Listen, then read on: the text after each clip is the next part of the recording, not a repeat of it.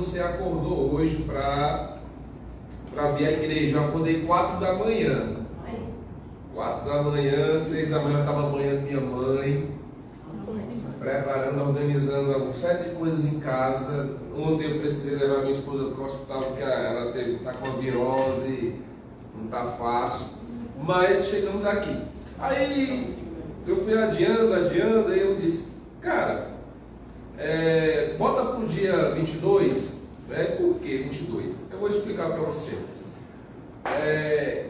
Coincidentemente, se você pegar o calendário, seu celular, com certeza ele consegue avançar, retroceder no tempo, né, nas datas. Pelo menos outubro, eu creio que todo o calendário de 89, ele encaixa no calendário de 2023, ou seja, dia 22 de outubro de 89 foi um domingo, como hoje, 22 de outubro, está sendo domingo, né? E essa data é importante porque na minha adolescência, até os 19 anos de idade, em termos de identidade de fé, eu me considerava um ateu. Eu não tinha fé em nada. E eu tinha crescido em colégio católico, tradição católica, colégio de freiras. Na adolescência, fui com a família ter experiências em religiões de matriz africana, vi muita coisa lá assim, que mexe com o juízo da pessoa, gera dúvidas, mas eu me considerava uma pessoa ateu. Outubro é o mês da criança, né? E no dia 14, deixa eu ver, 14, acho que 14, acho que sábado foi 14, né? 14 de outubro de 89, uma pessoa me convidou para assistir uma peça infantil. E essa peça infantil, não sei se o pastor Marcos foi da época dele, na Fortaleza, foi a Bethesda que fez no Teatro do Ensetur. Em 89, a Norma, a irmã Jesus fizeram uma peça infantil, qualidade assim, top. Eu fui assistir a peça, não era criança mais, mas aquilo me impactou. E eu era uma pessoa extremamente preconceituosa com qualquer pessoa de identidade evangélica. Não gostava. E me impactou tanto que eu quis saber quem eram as pessoas que estavam organizando a peça. E eu disse, amanhã eu vou para o culto assistir, porque esse povo é legal. Aí fui, dia 15, eu entrei, aí eu só conheci a igreja, estilo presbiteriano, Assembleia de Deus, aqueles templos, né, bonitão, né? Aí eu entrei num negócio feio, um galpão enorme, a plataforma era de madeira, pintada de azul. Lindo. Eu entrei, que negócio esquisito. Entrei. Gente, e um ateu se sentiu impactado pela mensagem. Porque naquela mexeu comigo. Eu disse, domingo eu vou. Meu pensamento, né? E dia 22 eu voltei. E como toda igreja, assim, aquela liturgia tradicional, quando termina a mensagem, o pastor manda ficar de pé, fechar os olhos, faz uma oração e pergunta quem quer ir, né, à frente e entregar a sua vida a Jesus. E a jovem que me levou, também estava em pé, de olho fechado, ela foi botar a mão no meu ombro para perguntar se eu queria. Quando ela botou a mão, tinha mais ninguém, eu estava lá na frente, sabe? E uma coisa, assim, eu não me lembro de quase nada, mas eu disse uma coisa para mim, assim, pensei, eu não acredito em nada disso. Alguma coisa está me incomodando, mas não acredito em nada disso. Mas eu só quero uma coisa, se for verdade, eu quero que eu experimente na minha vida. E aí vai 34 anos, irmãos. Quem aqui tem menos de 34? Tem alguém aí? Tem aquela moça ali, com certeza, né? Aquele rapaz ali se arrumou para levantar a mão, né? Deus tem misericórdia da vida dele. Mas só tem a águia. 34 anos. Muita gente quando Muita gente não está aqui, que não está aqui hoje e que frequenta não era nem nascida quando eu fiz isso, essa atitude, né? Gente, eu já experimentei muita coisa na minha vida. E eu tenho amigos, colegas que por menos do que eu já passei, desistiram da caminhada. Mas eu acho que eu não desisto não. Eu já tenho que me aguentar até o final, sabe? Então hoje eu estou fazendo aniversário, 34 anos de um novo começo, né? Que começou e eu pensava erroneamente que eu ia mudar radicalmente. 34 anos. Eu pensava que eu ia mudar radicalmente, ia ser um cara totalmente diferente. Gente, minha esposa convive comigo, sabe que eu sou uma pessoa difícil, sabe? Complicado. Mas Jesus está trabalhando. Certo? Eu queria lhe convidar a abrir sua Bíblia em Eclesiastes, capítulo 2, versículo 11. Vamos fazer algumas considerações. Eu nunca gostei de pedestal, eu sempre tive uma incompatibilidade, até porque quem me conhece de perto sabe que eu sou altamente desastrado. Então, o risco de eu cometer aqui um gato que é complicado. Vamos lá. Eclesiastes capítulo 2, versículo 11. Quem encontrou aí, diga amém. Na misericórdia aí. Eu vou tentar, não sei nem quanto tempo eu tenho, eu não queria que isso fosse uma pregação, mas vamos compartilhar de algo do coração meu aqui, bate-papo nosso. Eclesiastes capítulo 2, versículo 11 diz assim: considerei todas, essa palavra é importante, todas as obras que fizeram as minhas mãos, como também o trabalho que eu com fadigas havia feito. E eis que tudo, outra palavra, tudo era vaidade e correr atrás do vento, e nenhum proveito havia debaixo do sol. Tem 3 palavras aqui que todas as obras, né? Tudo era vaidade e nenhum proveito havia. Eu não vou ler versículos por versículos aqui, mas depois você pode conferir em casa se eu estou equivocado.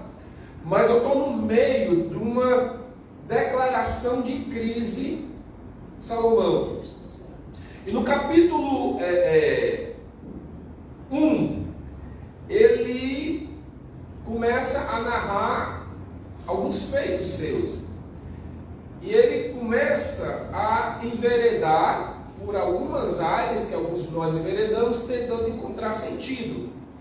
E o primeiro que ele envereda, você vai ler isso no capítulo 1, eu não vou me deter agora aqui, que foi no caminho do conhecimento.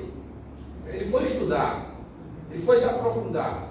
Quando a gente fala assim, ele foi se aprofundar, estudar, não dá para você fazer um comparativo entre o que ele estudou naquela época e o nível, o acúmulo de conhecimento que nós temos no século 21. Mas até aonde ele podia chegar, ele chegou. Lembrando que, ressalvando que alguns conhecimentos e algumas obras do passado são tão grandes que ainda hoje as pessoas voltam os olhos para o passado e dizem assim: isso aqui é complicado demais até para os dias de hoje. Por exemplo, como é que faz o embalsamento de uma múmia? Claro que hoje em dia existem técnicas modernas, mas naquela época, como é que se conseguia se conservar tão bem? A própria construção das pirâmides, a própria edificação do templo de Salomão, que ele edificou uma obra que foi uma das maiores da antiguidade. Então ele diz no capítulo 1 que ele se enveredou pelo conhecimento, estudou e foi até onde a sua época permitiu. E ele diz que ele chegou a um nível de conhecimento, acho que é no versículo 16, se eu não me engano, do capítulo 1, ele diz: eu cheguei num nível conhecimento que eu superei a todos os que me antecederam. Isso é fantástico. Para quem gosta de estudar, isso é fantástico. Só que Salomão chega num teto, o caminho do conhecimento para uma autorrealização, ele bate no teto e diz: cheguei até aqui, daqui eu não passo, só que não me supriu. E aí, a partir do capítulo 2, ele começa a enveredar por um segundo caminho, o caminho do prazer. Ele não encontrou a realização no conhecimento, então ele disse: agora eu vou me entregar ao prazer. Quais são os prazeres que em vida um homem pode ter? E talvez nenhuma pessoa que esteja aqui chegou a um nível de prazer que Salomão chegou, em todos os níveis que se pode ter noção de prazer. Às vezes, quando se fala de prazer, se fala em sexualidade, mas em todos os níveis ele foi até onde ele podia. Ele diz assim, no versículo 3: resolvi dar-me ao vinho, porque o vinho era um símbolo, na sua sociedade, da estimulação do prazer. Mas se fosse nos dias de hoje, ele ia experimentar o quê? Porque na sua mente aí imagina o que ele ia experimentar para chegar, a alterar os níveis de consciência e tentar, através do prazer, chegar a uma realização e uma satisfação do seu ser. Só que ele chega no topo do caminho do prazer e diz: não deu certo, isso é vaidade. E aí ele passa para um terceiro caminho. E o terceiro caminho é da realização pessoal. Ele diz: olha, eu edifiquei coisas mais do que todos da minha época. Ele edificou castelos, ele edificou mansões, ele fez uma reestruturação na infraestrutura do país. Ele constrói uma das 8 maravilhas do mundo antigo, que foi o Templo de Salomão. E ele faz coisas que ninguém pode imaginar. Ele diz que amontoou riquezas num nível inimaginável. E ele comprou, numa época que podia, comprar vidas humanas, ele comprou escravos, ele comprou escravos de todos os níveis. Então, assim, ele foi pelo caminho também da realização pessoal, de fazer muitas coisas, e ele diz: não satisfez. É nessa crise de tentar vários caminhos e não chegar à realização, que ele diz, no versículo 11, que eu li para vocês: eu considerei todas as obras, tudo que eu fiz, e tudo que eu fiz foi nada. Tudo que eu fiz foi vão. Então veja: conhecimento, prazer e obras, trabalho. Só que no versículo 24 e 25, ele, como fechando essa tentativa de chegar a uma realização pessoal, ele diz, versículo 24, capítulo 2: não há nada melhor para o homem do que comer, beber e fazer que a sua alma goze o bem do seu trabalho. Na realidade, nos versículos anteriores, ele fala de um trabalho de acumulamento, ou acumulação, de trabalhar além da necessidade. Quando ele trabalhou com a mente, porque até quem fez o trabalho braçal foram os escravos, mas de fazer aquilo que não havia uma necessidade imediata para ele, um usufruto imediato. Ele diz: não, capítulo 2, versículo 24. O bom é você trabalhar para você usufruir, para você sentir o prazer naquilo. Você trabalhou, e você comeu, você bebeu, você teve um gozo na sua alma. Bom, é isso. Só que ele não termina só nisso. Termina o versículo 24 dizendo: no entanto, vi também que isto vem das mãos de Deus. E versículo 25, pois separado deste, quem pode comer ou quem pode se alegrar? Entra mais agora um fator. Tinha conhecimento, tinha prazer e tinha trabalho. Mas qual é o quarto ponto que ele coloca agora? Espiritualidade. Diz tudo isso. Se não tiver Deus na questão, na equação, não acontece e não tem valor nenhum. Baseado nisso, eu tentei parafrasear o versículo 11 que eu li para você, na seguinte questão: a gente faz tanta coisa e entre tantas coisas que nós fazemos, tem a questão da fé, da espiritualidade, da religião. Existe uma diferença, irmãos, é muito difícil a gente às vezes entender entre espiritualidade e religião. O que nós estamos fazendo aqui hoje, de certa forma, é uma expressão religiosa, com liturgia, é um culto, é uma celebração coletiva, comunitária, mas por trás de toda essa reunião aqui hoje pela manhã, esses cânticos, essa palavra, esse momento de louvor, existe um embasamento, uma espiritualidade para fazer com que a religiosidade aflore. E muitas vezes nós temos uma religiosidade tão intensa, tão intensa, tão intensa. E a pergunta é: ela está sendo embasada num princípio espiritual sadio? E parafraseando o versículo 11, eu coloquei: considerei toda a minha vida religiosa, todos os muitos cultos, celebrações, compromissos, e esse que foi vaidade. Eu simplesmente corri atrás do vento e nenhum proveito houve. Isso parafraseando Salomão.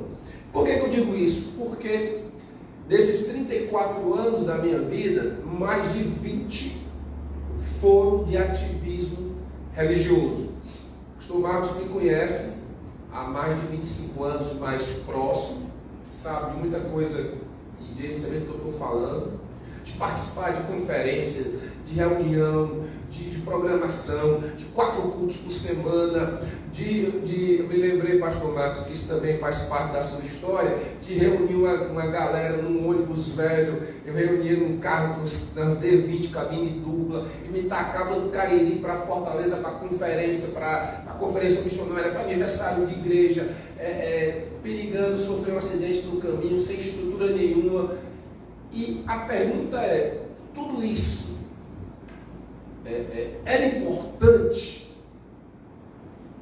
Ou isso foi uma coisa, apenas uma casca, uma superficialidade de algo mais profundo que eu e você precisamos buscar? Só está aqui, as reuniões aqui, você tem 2 reuniões na semana, não é isso, pastor? Tem um domingo aqui, né? Na semana nos lares, né? Então, assim, participar de 2 reuniões semanais, ter um momento para cantar, levantar a mão, sentar e ouvir o pastor ou um convidado uma vez por semana, no domingo. Será que isso basta? Será que isso chega no teto? Será que isso preenche o meu interior? Ou eu preciso buscar uma espiritualidade que faça mais sentido? Que quando eu sair daqui responda a demanda que eu tenho lá fora, na segunda manhã, quando eu estiver saindo para o trabalho, quando eu estiver no ambiente de trabalho, quando eu estiver nas demandas da família, na minha vida, no dia a dia. Eu preciso de uma espiritualidade que responda a essas demandas. Júnior, aquela imagenzinha da montanha, tem como colocar? Vou mostrar uma figurinha para você. Eu não sei se vai ter qualidade, porque ela no meu celular já não tinha qualidade. Pode ser que na tela ainda fique pior, mas eu preferi ela. Pronto, essa daí. Dá para entender, né? Uma montanha Um carro subindo e outro descendo. Porque eu poderia escolher outra imagem que tivesse a mesma ideia, mas por que eu escolhi essa? Porque quando eu fiz 40 anos, na época eu gostava de escrever num blog, que ainda existe, mas está no Morfol, congelado, faz anos que eu não escrevo. Mas quando eu tinha 40 anos, eu fiz uma postagem, no dia que eu completei 40 anos, eu fiz uma postagem e coloquei essa figurinha. E eu coloquei abaixo da figurinha a seguinte frase: a vida é uma jornada, não em linha reta, ela tem muitas curvas, é íngreme, né? Tem inclinações, há uma grande ladeira, e eu estou convicto que eu já subi, e agora vem a descida. Eu tenho um amigo, o Luiz, que ele disse que não esquece dessa postagem que eu fiz, principalmente da figura. Agora veja, eu fiz essa postagem com essa figura que eu puxei do Google há 13 anos atrás. A tua internet fazendo hora. Mas era discada, né? Aí assim, na minha cabeça, eu não era nem o primeiro carro, eu estava no topo eu estava no topo da ladeira. Só que aí eu disse, eu sei que eu já subi. Agora vem a descida. Eu estava com 40 na minha cabeça, dizendo, eu quero pelo menos mais 40 para descer. Só que já vão 13 anos. Eu espero estar atrás do segundo carro. Só que um dia eu vou descer lá. Dizem que a crise, pastor disse que a crise da meia-idade chega entre os 40 e 60. Eu acho que eu estava entrando na crise da meia-idade. E fazendo uma série de considerações. Então, essas coisas, eu sempre digo aos amigos mais próximos, eu tenho certeza que eu não sou normal, só não tenho laudo, mas eu tenho certeza que eu não sou normal. E eu penso muita coisa assim, sobre existência, sobre a minha existência, sobre a minha história. Irmãos, resumindo, eu tenho 53 anos. Eu sei que eu tenho mais história do que futuro. E não dá tempo para Franzé perder tempo com religiosidade vazia. Eu e minha esposa, vez por outra, a gente se encontra em algumas situações envolvendo religião, que ela olha e diz assim, e ela tem pouco tempo de velho, diz assim, isso não faz sentido. Está tão assim superficial, está tão assim, vamos dizer, hipócrita, né? E a gente precisa, irmãos, o tempo é curto. Qual o tempo que nós temos? O agora. Eu não tenho nem o hoje. O hoje eu não tenho. Eu não dou garantias a você de que eu termino o dia. Eu tenho agora.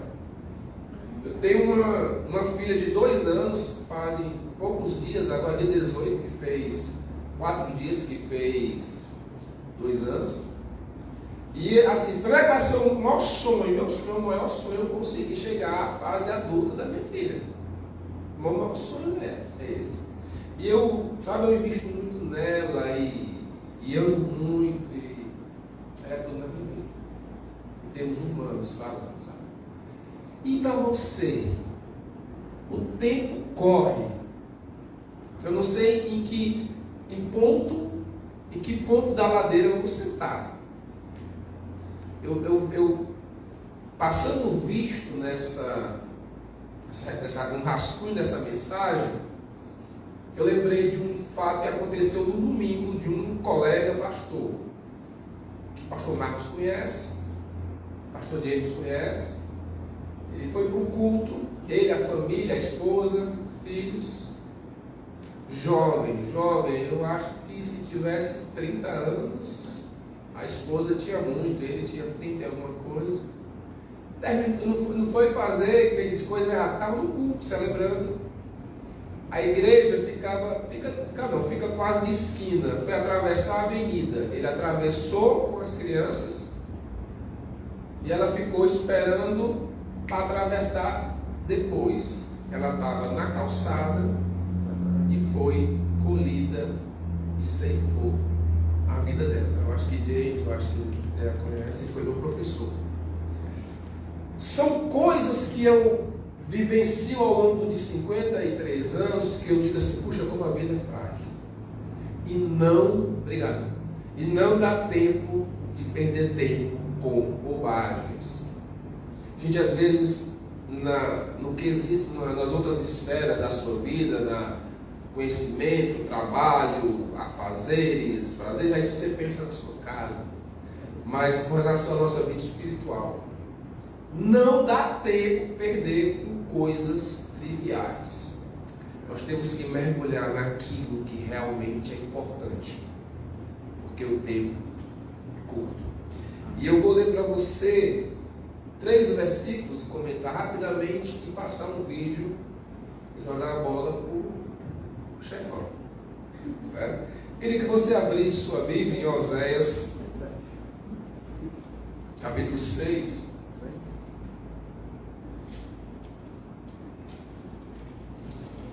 Qual tipo de espiritualidade que a gente pode sonhar para a minha vida como pessoa, para a minha família, a sua família e para a igreja como um todo, como comunidade de fé? Qual é o meu sonho, né? Oséias capítulo 6, versículo 6. Se você não quiser abrir, eu leio para você, eu espero que você creia que eu não estou inventando. Oséias capítulo 6, versículo 6. Pois eu quero misericórdia e não sacrifício. Eu quero conhecimento de Deus mais do que holocaustos. Amém. Sacrifício e holocausto para a cabeça de um judeu de séculos, mais de 2000 anos atrás, era sinônimo de culto. Então, olha que Deus não está dizendo assim, eu quero, ele não está dizendo, eu quero mais misericórdia do que holocausto. Ele não está dizendo assim, eu quero mais misericórdia e menos holocausto. Ele não está dizendo isso. Ele está dizendo, eu quero misericórdia e não sacrifício. Zero sacrifício. Isso na época da lei. Ele não está dizendo assim, eu quero mais conhecimento de Deus e menos holocausto. Não, eu quero conhecimento de Deus mais do que holocausto. Franzé, que tipo de fé? Para quem tem pressa. Uma fé que tem misericórdia, que tem o coração voltado para a dor do outro. Eu tenho passado umas experiências nesse sentido nos últimos anos. Às vezes eu falo assim para Cida, fulano de tal, a gente precisa fazer alguma coisa. Eles acabei de pensar nisso, né? A gente pensa igual. Pessoas que a gente não está às vezes bem, mas precisa fazer algo por alguém. Coração misericordioso. Às vezes uma pessoa que está quebrada, triturada, financeiramente está ótima, mas ela está emocionalmente arrasada. A história de Davi é interessante. Quando você pega o relato dele em Reis, ele é um monstro. Ele mata um soldado dele, um amigo, para ficar com a mulher do cara. Mas quando você vai para o livro de Salmos, ele tem o relato não contado de fora, mas contado de dentro, como é que ele está acabado, triturado, os ossos virando pó. E nessa hora, ser misericordioso com alguém, isso é ser discípulo de Jesus. Amém? Só para ilustrar, eu gosto muito de usar esse texto para uma série de perguntas que me fazem. João 8, a mulher adúltera, né? Você conhece a história, eu não vou ler. Mas quando trazem aquela mulher, a galera toda já pega em pedras. Pergunto a você, qual é o crime que eles estavam cometendo em pegar as pedras e apedrejar ela? Legalmente falando, eles estavam cometendo algum crime? Levíticos capítulo 20 tinha uma normativa legal que dizia para fazer isso mesmo. Eles não estavam fazendo nada de errado e ela não estava correta. Mas Jesus usou de misericórdia. A gente precisa ter um coração misericordioso, gente. Uma fé. Se as nossas reuniões elas gerarem nessa comunidade um coração misericordioso, nós estaremos vivendo uma fé coletiva, uma expressão religiosa, que a religião é a materialização, a visualização da espiritualidade, que agrada o coração de Deus. Misericórdia e conhecimento de Deus. Chega para uma pessoa amanhã e pergunta assim: fulano, quem é Deus? Não, Deus é amor. Isso é muito. Deus é amor não é resposta mais de cristão. Porque toda religião que eu conheço, a pessoa diz: Deus é amor. Só isso, que mais? Tem muita coisa de Deus. Miriam conviveu 4 anos com o Franzé em faculdade. Então o cara nunca sabe de mim, mais que vocês. Ela conviveu. Nós precisamos de relacionamento com Deus, né? Conhecimento de Deus. Eu preciso entender quem é Deus. Gente, sem cair na palavra, não tem como você conhecer Deus. Um segundo texto é em Miqueias. Olha, eu lhe digo, em nome de Jesus, se você avançar algumas coisas, você vai chegar em Miqueias. É difícil, é bem pertinho, mas é tudo tão pertinho que pode ser que você passe de uma vez, mas Miqueias é logo depois de Jonas, certo? Antes de Naum, que é menor aí, mas você vai chegar em Miqueias. Se você não quiser avançar para Miqueias, eu vou ler para você. Tenha fé que eu estou sendo sincero. Eu vou ler o que está lá. Estou conferindo aqui. Confira aí, meu filho, que pode ser que eu me desvie da sã doutrina.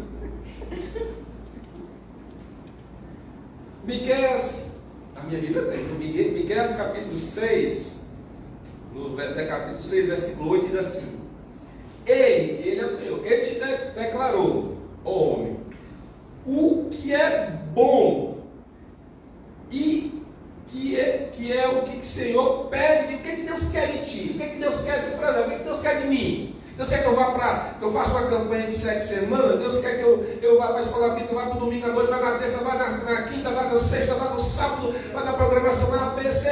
Deus quer de mim. A palavra agora é propósito. Né?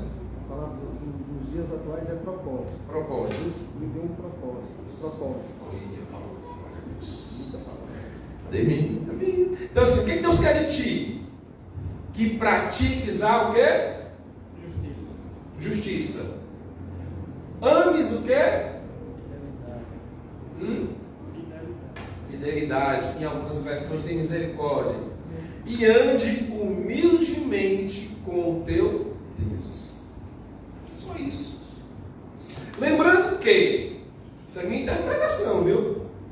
Praticar a justiça, se for a justiça da época de Miqueias, que era uma justiça de uma lei que estava lá fora, eu não consigo. Tá, com 34 anos eu estou longe de conseguir praticar essa lei que está lá fora. Mas a Bíblia diz que no momento da conversão, da metanoia, da transformação, uma lei é implantada dentro de mim. E essa lei que está dentro de mim, que eu tenho que praticar. Que eu entendo que o certo é esse. Que isso é o que me faz bem, não é o exterior, é o interior que está aqui dentro. Não é, meu sentido, meu coração, não é o coração, é a lei do Senhor que ela parece que está impregnada no meu DNA. E a minha consciência diz, é assim. Às vezes é um choque. É o que Paulo diz em Romanos 7, miserável homem que sou, o que eu quero fazer, não faço o que eu não quero. Mas a lei está aqui dentro e Deus diz, eu quero que você pratique a justiça. Que justiça? Aquela que está dentro de você que diz com base naquilo que você tem entendido da palavra do Senhor, o que é o certo de fazer para Deus. Ames a verdade ou ames a misericórdia, certo? E seja humilde diante de Deus. Gente, religioso tem uma dificuldade muito grande de ser humilde, viu? Mas temos que tentar. O último texto está em Tiago, capítulo 1, versículo 27, vai ser, lhe garanto, o último texto que eu vou ler para você. Eu fui olhar aqui, horas, no canto, se eu estava atrasado, está marcando 22h38. Eu dei para carregar e esqueci de atualizar, assim mesmo. Último, Tiago 1, 27. Muita gente aqui conhece. A religião pura e sem mácula para com o nosso Deus e Pai é esta: visitar os órfãos e as viúvas nas suas tribulações, e assim mesmo guardar-se incontaminado do mundo. Coração misericordioso, aberto para com o próximo. A gente resume muito isso: a fé é isso, amar a Deus sobre todas as coisas e o próximo como a si mesmo. Mas Jesus, ele revogou esse último mandamento, diz, lá em João: ame o próximo como eu vos amei. E muito mais, porque tem gente que não está amando nem assim mesmo, mas você vai amar o próximo como a si mesmo. Você tem que amar como Jesus amou. Ame, Ame o órfão, a viúva, o necessitado, ame o incrédulo, ame o ateu, ame o adepto da religião de matriz africana, ame o evangélico, ame o católico, ame todo mundo. Seja expressão de Jesus na vida dessa pessoa e tenha uma vida íntegra diante do Senhor. É fácil? Não. Mas, não vou ler mais nenhum versículo para você. Eu mostrei aquele, aí de novo a figurinha, Muita coisa que eu coloquei quando eu tinha 40 anos, eu vi que eu não cumpri. Quando eu fiz 50, eu refiz o texto. Coloquei a frasezinha, que a estrada não é reta, ela é íngreme. Refiz muitas coisas. Mas, principalmente nos últimos 10 anos, eu passei por coisas assim que eu nunca pensei que eu ia passar, que eu ia experimentar. E as situações que eu passei, eu confrontei com aquilo que eu tinha aprendido. Uma das coisas, alguns amigos meus que passaram por experiências iguais que eu passei, ou situações mais complicadas, mais complexas ou menos complexas, eles jogaram aquilo que entendiam para cima e disseram: eu vou ver minha vida, não quero saber do Evangelho, de Deus, nada mais. Eu comecei a ler de novo, eu comecei a ler do zero. Nesses últimos 10 anos, eu acho que eu já li 3 vezes o Novo Testamento, numa reflexão mais apurada. Fato é que muita coisa que eu defendia, eu disse, não é bem assim. Muita coisa que eu criticava, eu digo, não é bem assim. Muita coisa que eu não atentava, eu disse assim, isso é importante. Meus valores, resumindo, meus valores têm passado por uma transformação muito grande. Hoje eu não quero bater de frente com ninguém. Olha, por exemplo, eu congrego numa igreja maravilhosa. Eu gosto, minha esposa gosta. Se alguma coisa eu escutar que eu não concordar, amém, cala a boca. Quem sou eu para... Não, beleza. Eu não estou querendo... eu passei por uma experiência ridícula quando eu morava em Brejo Santo, pastor Marcos. Eu fui visitar uma irmã da igreja e tinha um casal da Testemunha de Jeová lá. Aí fui bater boca com o casal. O casal não conseguiu me convencer e disse assim: o senhor se importa do nosso líder aí na sua casa? Eu disse: não, pode ir. Aí um dia eu estava em casa dele, olha, minha esposa sabe, depois do almoço eu tenho uma coisa de receber visita, eu gosto de dormir um pouquinho, se eu pudesse. Rapaz, batendo na minha porta depois do almoço. Quando eu olhei lá, pelo estereótipo, perfil, eu disse: é Testemunha de Jeová. Aí o sujeito se apresentou como líder do Salão do Reino. Aí eu disse, pô, seja bem-vindo, abri o portão, ele entrou, eu tranquei o portão para ele não sair. Não sou cachorro não. Nunca tive, assim, só depois de na época não tinha. No final das contas, nós passamos quase 40 minutos debatendo a Bíblia, ele era bem branquinho, ele começou a ficar com as orelhas vermelhas e o rosto vermelhado. Aí eu fui orientado, no livro somos, não somos vai infartar aqui. E o que levou? Eu convenci ele me convenceu. Eu hoje não quero, assim, se a pessoa chegar e perguntar, se for em paz, em amor, mas muita coisa na minha cabeça mudou. E nós precisamos mudar. Porque eu não sei se você está subindo a ladeira, se você está no topo, ou se você está descendo em Mangueira. Se você estiver descendo em Mangueira, freio para a coisa demorar mais. Exatamente. Certo? A foto aí mostra que ele tá acelerando mais para descer do que para subir. Mas nós Pra precisamos descer, rever. sistema de freio. Olha aí, quem sabe, sabe. Nós precisamos rever nossos conceitos. Sabe por quê?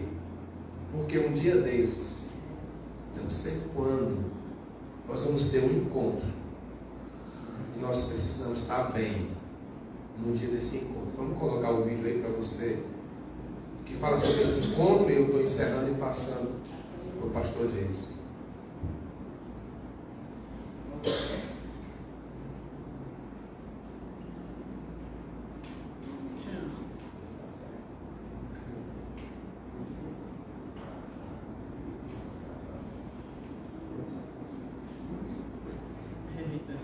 Será que ele vai conseguir? E quando a gente tem que encher linguiça, Uma coisa que você falou bem sobre o tempo, não sei se quem já assistiu aqui, A Tumba do Imperador Dragão, A Múmia 3, filme A Múmia eu não era 3. nem nascido. Foi agora. O general que se tornou a múmia, ele fez esse pacto para não morrer, porque ele achava que a vida dele tinha muito pouco tempo para conquistar e para fazer o que ele pensava em fazer e conquistar. Você falou aí a questão do tempo que a gente tem que só tem um agora, é muito pouco, a nossa vida é muito pouco. Porque o tempo que a gente tem, se a gente parar para fazer a reflexão, para pensar, nossa vida é muito pequena, é muito pouco tempo. Nós passamos por uma experiência agora, sábado, né? Foi sábado, foi antes de ontem, foi sexta. Eu acabei dizendo para você, depois do almoço, eu tenho um maravilhoso hábito de dormir. Eu estava de atestado velho, gravidez, aí fui Não dormir. só lhe dizer que faz mal, viu? Cala a boca. Aí minha esposa estava em casa, a gente dormiu um pouquinho, cochilou, né? Quando ela acordou, ela foi olhar as redes sociais. E ela teve a triste notícia de pessoa que ela conhecia, que teve um certo contato, não era ainda uma amiga, mas ela tinha uma amizade com a esposa da pessoa, partiu prematuramente. Estamos descendo uma ladeira, alguns estão subindo, mas nós temos que rever nosso tempo e entender que não dá para perder tempo com bate-boca, com briga de religião, com bate-boca, com briga por questões políticas. Nós estamos com um país dividido por questões políticas e a Mulher gente não brigar com o precisa. marido, você está falando. Pois é. Vamos lá, Júlio, vê se a gente encerra aí. Eu vou terminar. Vai terminar. Parou. Encontrar Deus. Todos vamos. Encontrar Deus todo mundo vai.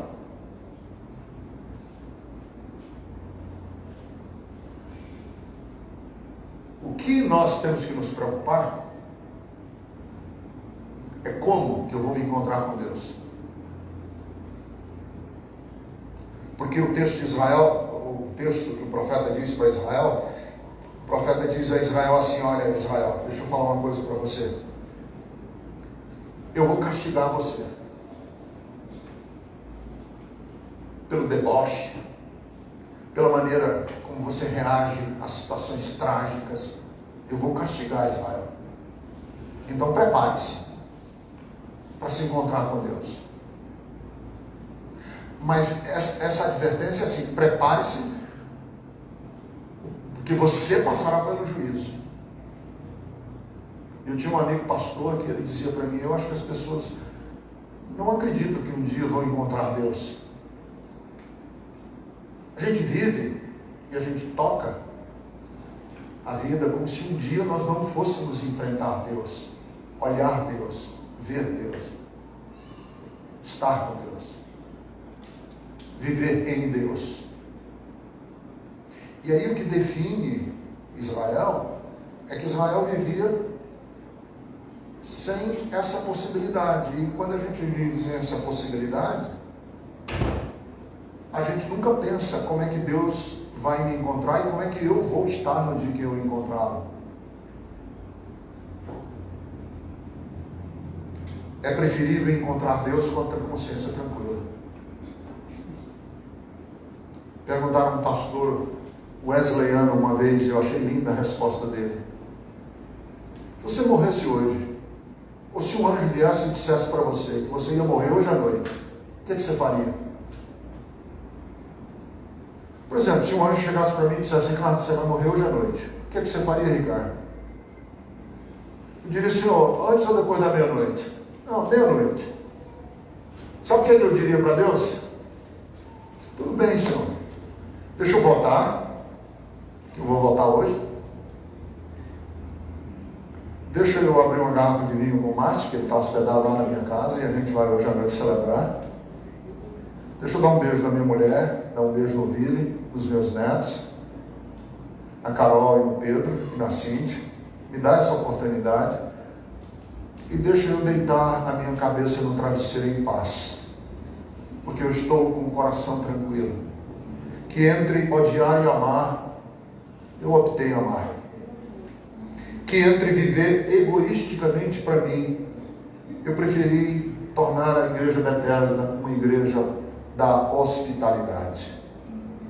Que diante do cinismo que reina no mundo, eu preferi me envolver com pessoas simples que querem amar a Deus de verdade.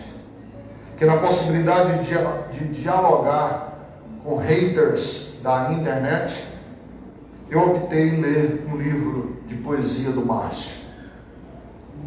Que entre ousar ser um empreendedor e um negociante da fé,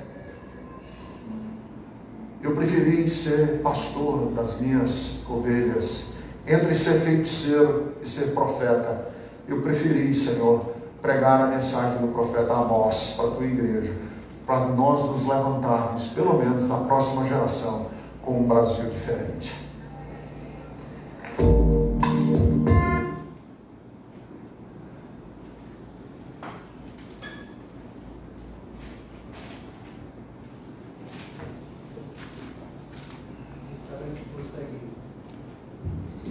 Quem sabe a gente consegue trazê-lo de volta, né? Um dia aqui, o Cariri, pastor Ricardo, para encher o nosso coração de palavras assim, reflexões assim. Que palavra, viu, fazer? Que palavra. Onde é que nós estamos, né? Penso que alguns já estão descendo a ladeira. E tem colocado pela Miriam